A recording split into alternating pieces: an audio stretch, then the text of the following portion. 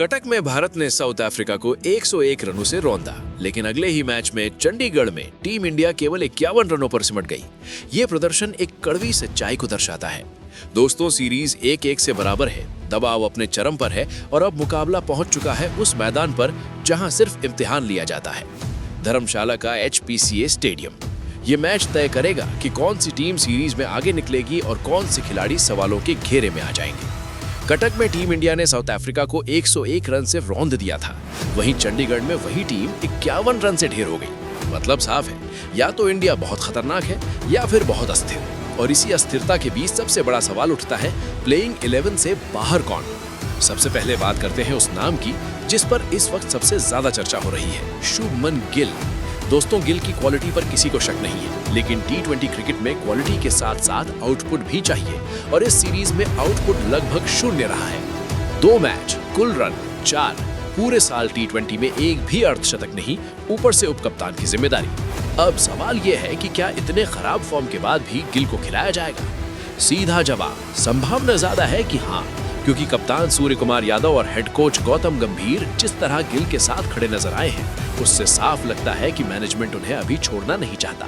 लेकिन ये भी सच है कि ये गिल का आखिरी मौका हो सकता है। धर्मशाला की पिच पर अगर गिल फिर फेल हुए तो चौथे T20 में उनका बचना बेहद मुश्किल हो जाएगा। अब सूर्य कुमार यादव की बात कर लेते हैं। कप्तान है, बाहर तो नहीं हो सकते, लेकिन फॉर्म वो भी चिंता का विषय है। 2 मैचों में सिर्फ 17 रन। T20 क्रिकेट में सूर्या से उम्मीद होती है कि वो गेम बदल दे, लेकिन अभी तक वो खुद गेम के दबाव में दिखे हैं। फिर आते हैं अभिषेक शर्मा। उनका असर इस सीरीज में लगभग गायब रहा है, लेकिन एक फर्क है, अभिषेक युवा है और मैनेजमेंट उन्हें खुलकर खेलने की आजादी दे रहा है, इसीलिए उनके ड्रॉप होने की संभावना कम है। अब असली ट्विस्ट आता है गेंदबाजी में। दूसरे T20 में अगर किसी खिलाड़ी ने सबसे ज्यादा निराश किया तो वो थे अर्शदीप सिंह। दोस्तों, अर्शदीप का नाम सुनते ही हमें डेथ ओवर्स की याद आती है, लेकिन चंडीगढ़ में जो हुआ वो किसी भी कप्तान का भरोसा हिला सकता है। इस समय टीम इंडिया के लिए सबसे बड़ी चिंता उनके टॉप ऑर्डर के बल्लेबाजी क्रम को लेकर भी है, क्योंकि सीरीज के दोनों मैचों में टॉप ऑर्डर के बल्लेबाज कोई खास प्रभाव नहीं रहा।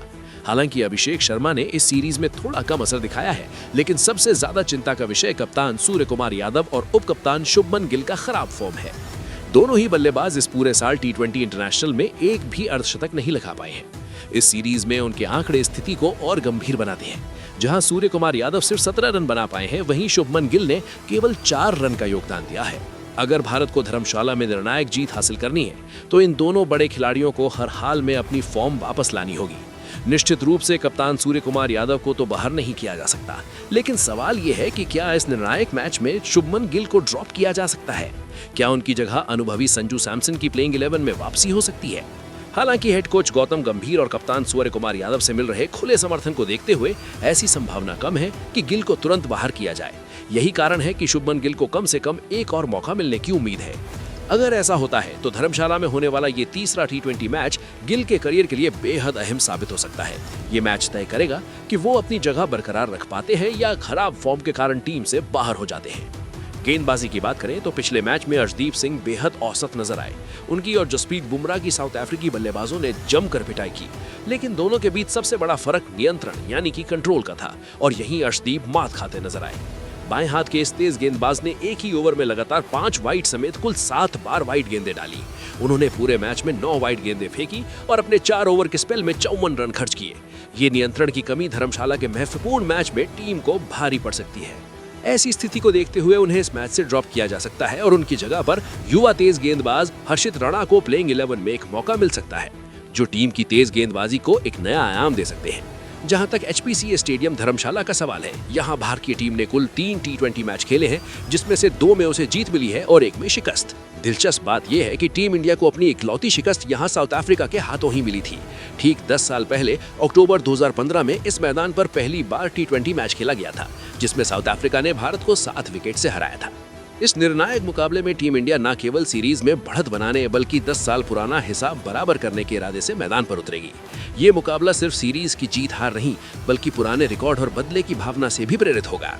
मौजूदा फॉर्म और धर्मशाला की परिस्थितियों को ध्यान में रखते हुए तीसरे T20 के लिए टीम इंडिया की संभावित प्लेइंग 11 कुछ इस प्रकार हो सकती है, जिसमें हर्षित राणा को अर्शदीप सिंह के महंगे प्रदर्शन के बाद मौका मिल सकता है।